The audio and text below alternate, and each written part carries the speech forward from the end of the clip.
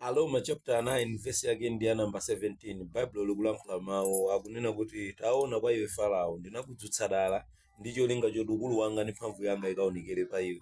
Uyu anali Farao amene amauzidwa ndi mphamvu ya Mulungu muza kuti taona ndinadzutsa dala iwe, ndinakuyika dala iwe kukhala chowawitsa pa ana a Israeli ndi cholinga choti ukulu wanga ndi mphamvu yanga ikaonekere kuti kukadziwike kuti ndiwe Mulungu wamoyo. Mvetserani, uyu anali Farao amene anazunza kwambiri ana a Israeli. Uyu anali Farao amene anagulitsa ana a Israeli ukapolo kwa Igupto, ndipo yekha atalola kuti ana a Israeli amuke adzipita kwawo, anadzukanso nanena kuti tawaloleranji kuti anyamuke adzipita kwawo, tiyeni alondole tikathererawo mu njira.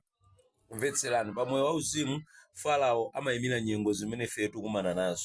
Pamoyo wauzimu Farao akuyimira madwale, akuyimira china chilichonse chovuta, angakhale mawanja ovuta, angakhale business imene iniyo ikuvuta pamoyo wanu. Mvetserani, ndimafuna ndilankhule ndi inu ake, ndimafuna ndikukumbutseni kunena kuti Mulungu tsopano akunena kuti adamudzutsa dala Farao pamoyo wanu ndi cholinga choti iyeyo akadziwike kuti ndinu ndi Mulungu wamoyo.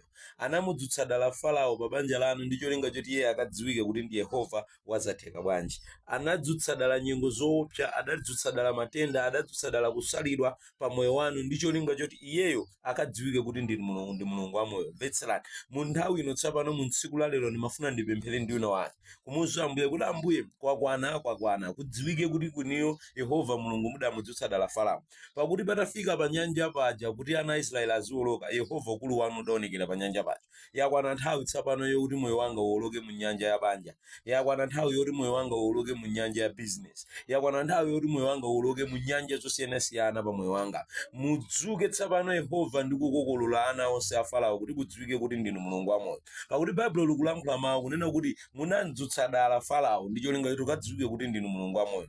Lero lino tsopano ndikupemphera chifukwa cha Aroma 9 verse yake number 17 kuti nyengo ina iliyonse imene idadzuka pa moyo wanga ndi Farao mudayidzutsa dala ndi cholinga choti niyo kukadziwike kuti ndinu Mulungu wamoyo. Ndikupemphera ndi wina wake kwina kulikonse kumene ali kundimvera, kwina kulikonse kumene akuonera klipi kuti Aroma 9 verse yake ndi number 17, Bible likuti nyengo ina iliyonse imene inadzuka pa moyo wanu, nyengo ina iliyonse imene idadzuka pa banja lanu, nyengo ina iliyonse imene idadzuka pa inu ndi Farao amene yoyo Mulungu adamuyika dala ndi cholinga choti akafika pa nyanja athere pomwepo. Yakwana nthawi yoti tsopano athere pa nyanja mu dzina la Yesu Khristu wa ku Nazareti. Khulupirirani, Yehova achita kuthekera pa moyo wanu. Kanga like, share and follow mu dzina la Yesu Khristu wa ku Nazareti. Evangelist Chikondi Fashion.